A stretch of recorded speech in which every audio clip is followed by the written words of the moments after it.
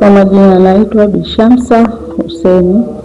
Mimi ni mhamiaji wa Kiislamu, lakini napenda kuzungumzia Uislamu. Uislamu ni mzuri, Uislamu ni nuru, Uislamu ni jambo zuri wakina mama pia na kina dada ambao wanapenda kuzungumzia hili swala, kama akina dada wenzangu na kina mama pia waweze kupenda Uislamu na kujali pia kusoma madrasa. Madrasa ni nzuri. Kwa sasa mimi naona Uislamu ni mzuri na ninamjua Mtume vizuri. Kwa nini kitu kilichonivutia mpaka nimekuwa Muislamu? Kwanza, Uislamu ni wanaheshima, wana mavazi ya heshima kabisa, wanajistiri. Pia Uislamu unaweza ukajua mambo mengi kupitia Uislamu na Mtume.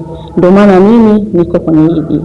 Mimi sijaona ugumu wote tangu nimeanza kusoma. Kwa sasa nina miezi miwili tu tangu nimeanza kusoma na ninaelewa pia. Mimi nawashauri wasiogope. Uislamu ni mzuri pia. Mwanzo ni mgumu, lakini endapo pale ukiendelea kusoma na utaujua vizuri kabisa. Na dini yetu ya Uislamu ni nzuri. Kwanza ina upendo, kwanza ina ushirikiano.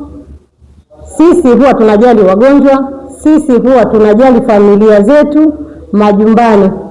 Na wanawake waliobahatika kuolewa wanahitajika sana kuwatii waume zao, kwa sababu tunaambiwa kwamba pepo zetu ziko chini ya nyayo za wanaume. Kwa hiyo wamama wa Kiislamu, ingieni madrasa ili msome, mjue. Na kina mama wa Kiislamu tunatakiwa tuzidishe upendo, tunatakiwa tuhamasishane, tuingie madrasa. Hizi shughuli za mitaani haziishi, na kule tukumbuke kwamba siku ya mwisho sisi kitakachotusaidia ni Qur'ani yetu, sio mikopo wala sio kikoba na wala sio biashara.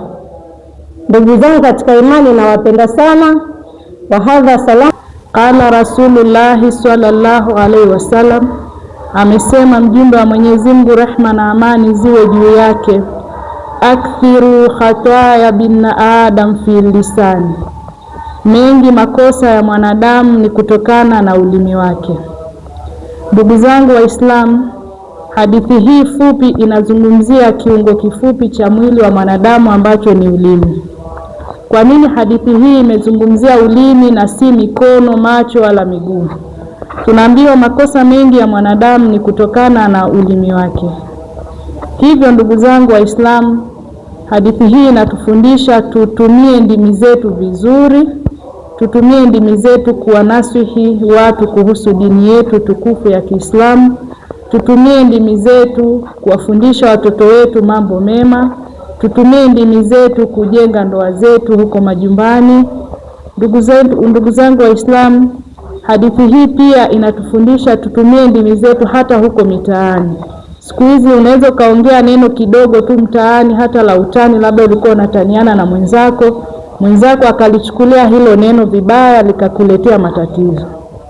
Kwa hiyo hii hadithi inatufundisha tutumie ndimi zetu vizuri. Chochote unachokizungumza, kabla hujazungumza kwanza ufikirie, hichi ninachokizungumza je, kina manufaa?